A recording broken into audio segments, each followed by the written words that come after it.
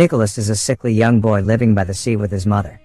One day while swimming in the sea, Nicholas glimpses what appears to be a dead boy with a red starfish on his belly. Nicholas quickly picks his way across the striking dark rocks of his town's shoreline to report his discovery to his mother. Mom immediately goes diving and brings back the starfish, but she tells him there is no dead body there. At home, Nicholas is given slimy meals for supper, and his mother gives him a dose of medication. Nicholas asks his mother what sickness he is having. His mother explains that all boys on this island require treatments because their bodies will change and weaken as they get older. Later that night, all mothers on the island are seen gathering somewhere. They are going to the shoreline. Then, Nicholas' mother brings back the dead body Nicholas saw before, and the other mothers gather around it. The following day, Nicholas plays with his starfish. After another boy mocks him for being afraid of it, he grows angry and attacks the boy. He later hacks off one of the starfish's arms. After his outburst, his mother takes him to a hospital for regular observation. At the hospital, a doctor injects a yellow liquid into Nicholas' stomach. He is then told to stay one night in the hospital. Nicholas later finds himself in a ward with other boys who have been similarly operated on. They begin to question what sickness they are having. At night, the scene shows nurses who are watching videos of cesarean sections being performed. The following day, Nicholas is released from the hospital. He begins to suspect his mother and the nurses of having lied to him. He visits his friend's house, Victor, and they sneak out in the middle of the night to observe what the mothers are doing. However, on their way, Victor gets scared, so he runs back home. Nicholas continues his way in order to discover the truth. When he arrives, he's very surprised at what he sees.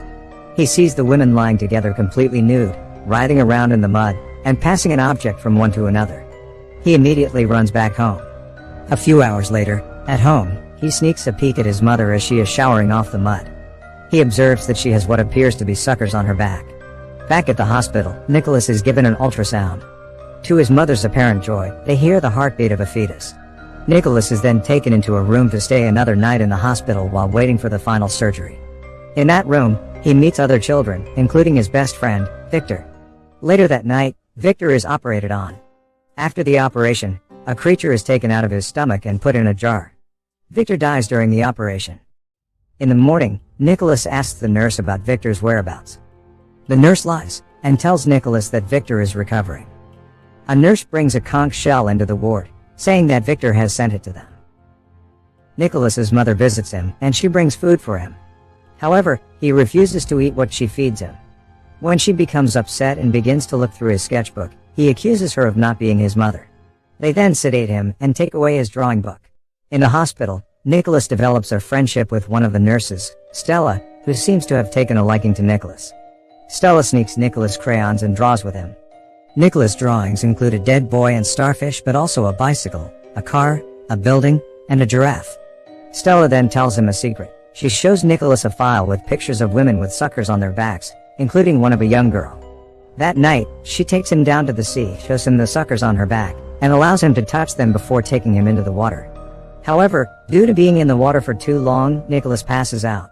Stella immediately revives him using CPR. Nicholas goes back to the hospital.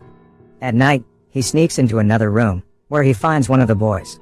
When Nicholas approaches, the boy lays Nicholas's hand on his own stomach, and he feels movement in the boy's body.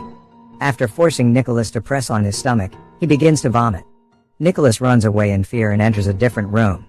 In that room, he sees one of the boys floating in a tank. Not long after, he is caught by a nurse, and he is taken for the final surgery.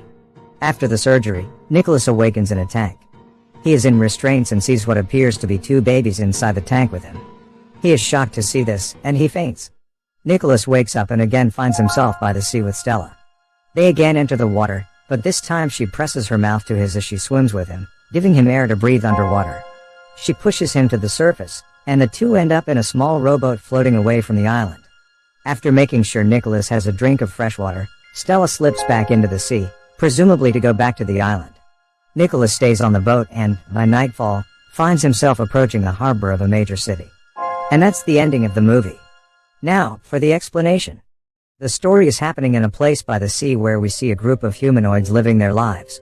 This place, as you can see, is only young boys and female adults. No young girls or male adults. As shown later in the movie, the female adults have suckers on their backs, indicating that they are humanoid water-based life forms. They breathe underwater too. These humanoids are the result of the evolution of the starfish. The only way this species can reproduce is asexual, as there are no adult men. It looks like the only way to make babies is by externally creating a zygote and placing them in the bellies of young boys.